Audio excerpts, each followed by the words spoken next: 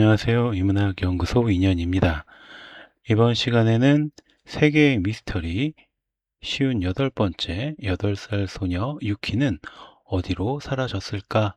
라는 주제로 이야기를 해보려고 합니다.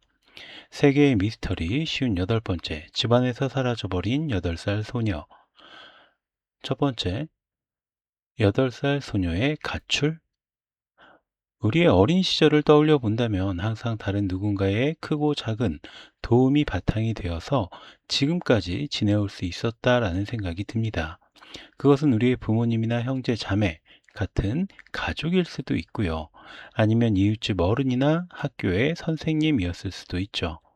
그런 점에서 생각해 본다면 그래도 주변의 위험에 취약한 어린아이를 누리는 나쁜 어른이 없었다라는 점에서 꽤나 운이 좋은 시절을 보냈다라고 느껴지기도 합니다.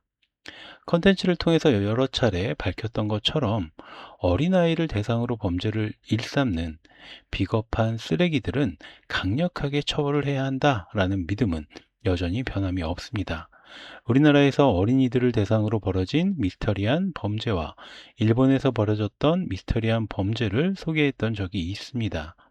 우리나라의 케이스는 멀쩡히 집에서 자고 있던 아이들이 사라진 사건이었다면 일본의 케이스는 불과 20초 만에 사라진 한 남자아이에 대한 사건이었죠.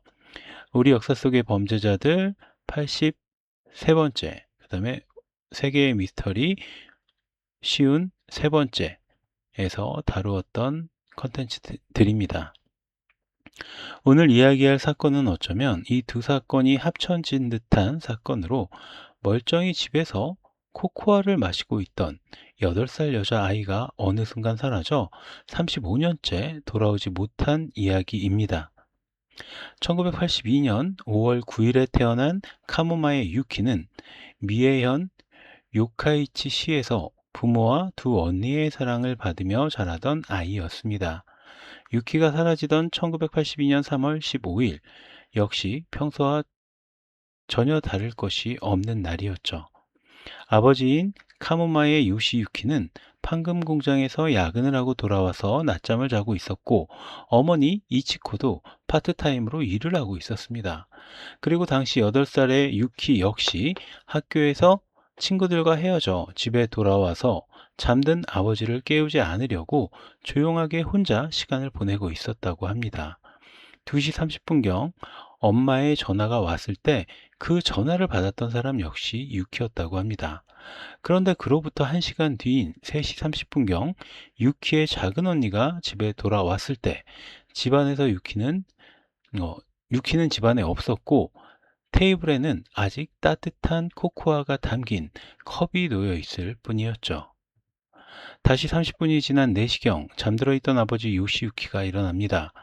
하지만 집에 없는 유키를 딱히 걱정하지는 않았는데 평소에도 유키는 집에 왔다가 친구들과 놀기 위해 다시 나가는 경우가 종종 있었기 때문이었죠.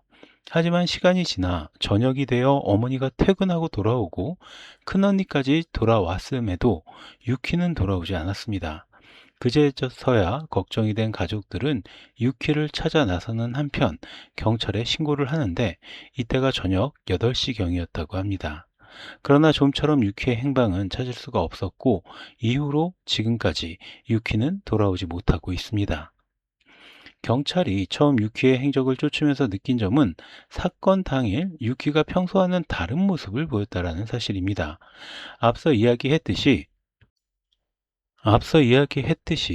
집에 돌아온 유키는 종종 다시 나가서 친구들과 어울려 놀고는 했는데 경찰이 유키의 친구들을 조사했던 결과 그날따라 유키는 친구들이 놀자고 하는 약속을 모두 거절했다고 하는 것이었죠. 따라서 처음에는 이 어린 학생이 혹시 가출을 했다가 돌아오지 못하는 것이 아닌가라는 의심을 하기도 했습니다.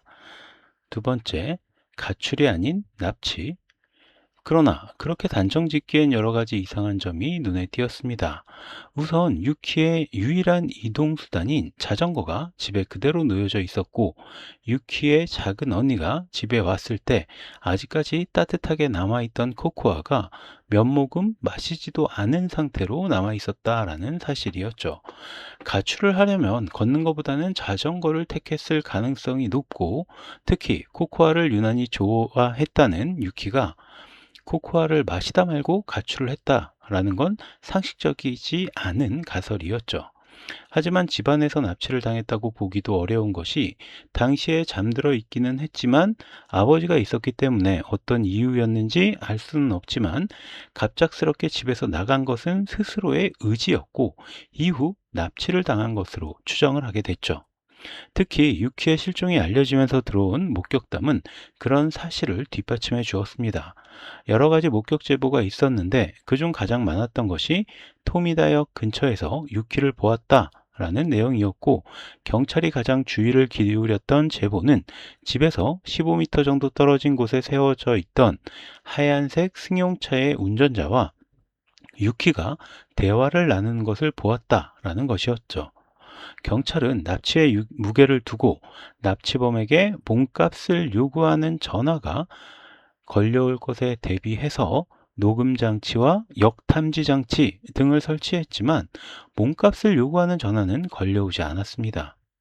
가족들은 유키를 찾기 위해 전단지를 만들어 뿌리고 TV 프로그램에 출연하여 유키를 돌려달라는 호소를 했지만 아무런 회답도 돌아오지 않았습니다. 그런데 3년이 지난 1994년, 가족들은 아주 이상한 편지 한 통을 받게 됩니다. 편지의 수신자는 아버지 카모마의 요시유키였던 것으로 보였지만 쓰여 있는 이름은 카모마의 히데유키였다고 합니다. 수신자 이름이 살짝 이상하기는 했지만 그보다 더 이상한 것은 편지의 내용이었습니다. 내용 자체도 이해하기 어려운 부분이 많았지만 무엇보다 끔찍하고 외설적인 표현 때문에 가족들은 공포에 휩싸여야만 했죠. 무슨 말인지 알 수도 없을 정도로 난잡하고 난해한 내용이지만 대략적인 해설을 해보자면 다음과 같습니다. 미유키상에 대해 미유키 불쌍해 불쌍해, 엄마도 불쌍해, 아버지도 불쌍해. 이런 일을 한 것은 토미타의 마타와레, 이 편지에서 범인이라고 생각되는 사람이고 주로 매춘부라고 해석이 된다고 합니다. 마타와레라고 생각합니다. 마타와레는 토미타에서 태어나고 학교를 나와 춘화의 앞에 반대에 바라보우, 그러니까 뒷세계에서 포르노를 다루는 가게라는 설이 있는데 거기에서 근무했다. 언젠가 가족을 가져 몇 년 동안 하고 그만두게 되었다. 지금은 캣타쇼의 근처에서 4개의 다리를 다루고 있다. 다음으로 스즈카케에서 캐를 뺀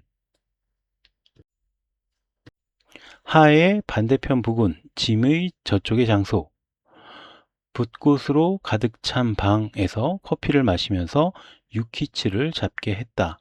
잡은 것은 아사얀이라고 생각한다. 낮부터 테로에 들어가 가랑이를 크게 벌려 집 뒷문 따윈 잊어버리고 둘은 서로 엉켜붙었다. 이제 마타와레는 사람을 넘어 한 마리의 암컷이 되어 있었다.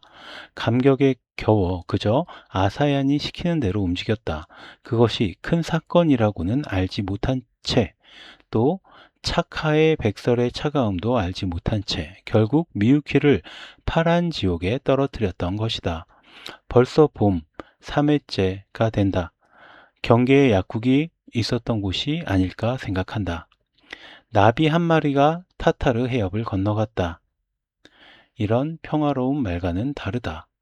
미유키의 어머니가 연약한 날개를 푸드득 푸드득 팔랑팔랑 하면서 우리 아이를 찾으며 넓은 타타르의 바다를 건너고 있는 것이다. 마타와레는 아무렇지도 않은 기색이지만 가끔은 역 근처 간판들을 멍하니 응시하곤 한다. 일말의 양심은 있어 죄책감을 느끼고 있음에 틀림없다. 죄책감을 잊기 위해 가랑이를 벌리고 수컷들을 찾아다니는 하루하루. 마타와레는 누구인가? 그것은 토미타에서 태어난 것은 틀림없다. 확증을 잡을 때까지 수사기관에 말하지 말아라. 천천히 멀리서 지켜보라. 큰 사건이기 때문에 절대 서둘러서는 안 된다. 매춘부를 갈갈이 찢어놓고 싶다. 미유키가 불쌍해. 내가 다리 사이를 갈라버릴 때는 목숨을 걸 것이다. 이것이 사람이다. 이때가 여자의 제일 고귀할 때다. 3. 범인은 대체 누구인가? 앞에서 살펴본 이 편지의 내용이 진짜라면 매춘부 출신의 여자가 야쿠자에게 지시를 받아서 유키를 유괴했고 야쿠자에게 넘겼다. 그리고 유키는 매춘부로 러시아에 팔려갔다라는 의미로 해석이 될 수 있습니다. 문제는 이 경우에 일본 야쿠자가 국제적인 인신매매에 관련되어 있다는 사실이 되기 때문에 일본의 치안 전체가 흔들릴 수 있는 큰 사회적 파장이 일어날 수 있다는 점이었죠. 사실 일본의 어덜트 비디오 시장을 점령하고 있는 것이 야쿠자였지만 아동 포르노의 경우는 워낙 그 처벌이 엄청나서 손을 대지 않고 있던 야쿠자들이 아동 인신매매에 뛰어들었다라는 것은 굉장히 심각한 문제일 수 있습니다. 하지만 어디까지나 이 괴편지의 내용이 사실일 경우에 이게 해당하는 내용이겠죠. 일본의 대표적인 익명 커뮤니티 사이트 이채널에 이 편지가 장난 내지는 음해의 편지라는 주장이 올라옵니다. 그 유저는 게시물에서 이 괴문서는 1989년에 소녀들을 납치 살해했던 미야자키 치토무가 아사히 신문에 보낸 문서와 유사하다라고 지적하며 다음과 같은 근거를 제시합니다. 이 편지는 실종 아동의 아버지 앞으로 보내졌고 미야자키 치토무는 피해자의 어머니와 아사히 신문 앞으로 문서를 보냈습니다. 괴편지의 어조는 나이든 여성이 범행을 자백하는 구조로 되어 있고 미야자키 치토무도 마치 자신이 여성인 것처럼 묘사해서 피해자의 가족에게 편지를 보냈습니다. 괴편지는 실종 아동의 이름인 유키를 미유키로 잘못 적었고 유키 아버지의 이름도 잘못 적었습니다. 그런데 미야자키 치토무 역시 피해자의 이름을 잘못 적었습니다. 둘 다 글씨체가 바르지 않고 삐뚤한 글씨체로 적혔습니다. 괴문서는 밑에 뭔가 울퉁불퉁한 것을 깔아서 의도적으로 비뚤하게 써지게 했다면 미야자키 치토무는 왼손으로 써서 그런 것이라고 합니다. 미야자키 치토무는 발신인의 이름을 여성으로 적었는데 이 이름은 본래 이름의 에너그램을 순서를 바꿔서 다른 단어나 구절로 만든 단어나 구절의 순서를 바꿔서 다른 단어나 구절로 만든 것임이 드러났습니다. 이 괴문서도 통상적으로 이해하기 어려운 문장으로 구성된 해괴한 내용이라는 점에서 에너그램이나 암호일 가능성이 있다는 지적이 있습니다. 이 괴편지의 진실은 밝혀지지 않았습니다. 실제로 누군가 사건의 정황을 제보한 것인지 미야자키 치토무를 흉내낸 악의적인 장난이었는지는 알 수가 없습니다. 하지만 그로부터 얼마 뒤에 또 다른 괴편지 한 통이 도착을 하는데 그 내용은 다음과 같았죠. 나는 후쿠오카 현에 사는 오가타이다. 수사에 협조하고 싶다. 범인과 나는 아는 사이다. 유키양은 이미 죽었다. 유키양의 영혼을 매개로 하여 다우징을 통해 시체를 찾을 생각이다. 납치는 남녀 2명의 범행이다. 스스로 범인과 아는 사이이며 유키양이 이미 사망했기 때문에 시체라도 찾을 수 있도록 도움을 주겠다던 이 편지의 주인공은 3일 정도의 시간이 지난 뒤에 다시 한 통의 편지를 보냅니다. 유키양의 영혼을 방해하는 다른 유령이 나타나 수사에 협조할 수 없게 되었다. 그리고 다시 시간이 흘러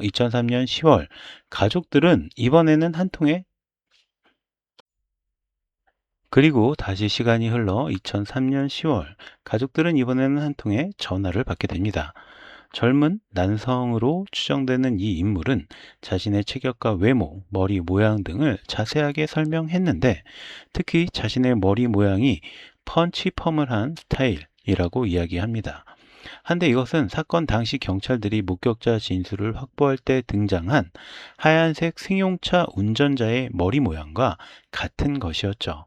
그리고 경찰은 사건 당시에 이 승용차 운전자의 인상착의를 언론에 공개한 적이 없었습니다. 즉, 사건의 당사자 혹은 수사 관계자만이 알고 있는 내용을 말했다는 점에서 굉장히 유력한 용의자로 유추할 수 있는 것이죠. 펀치펌은 이런 머리 스타일을 이야기합니다. 그러니까 일본 조폭 혹은 뭐 폭주족 이런 친구들이 많이 하는 그런 헤어스타일이죠. 물론 펌치펀 자체가 일명 야쿠자 펌이라고 불릴 정도로 당시 야쿠자들이 흔하게 하던 머리였기 때문에 우연의 일치일 가능성도 크긴 합니다. 하지만 사실 여부를 확인하기 위해서 필요한 추가적인 전화는 이후로 걸려오지 않았기 때문에 이 사건은 여전히 미제 사건 혹은 미스터리 사건으로 남게 되었습니다. 평범하게 학교를 다녀와 집에서 코코아를 마시고 있던 8살 소녀 유키. 이 아이는 어째서 친구들과의 약속을 거절하고 자신이 좋아하던 코코아도 마시다 말고 집 밖으로 나갔으며 무엇 때문에 35년 동안이나 돌아오지 못하고 있는 것일까요? 일반적인 실종이나 납치 사건과는 다른 이 사건이 일본의 3대 미스터리 유괴 사건이라고 불리는 이유가 여기에 있습니다. 자, 그럼 오늘 이야기는 여기서 모두 마치도록 하고요. 저는 다음 시간에 또 다른 컨텐츠로 찾아뵙도록 하겠습니다. 제가 오늘 들려드린 이야기가 여러분의 흥미와 호기심을 조금이라도 만족시켜 드렸다면 구독과 좋아요도 부탁드리겠습니다. 감사합니다.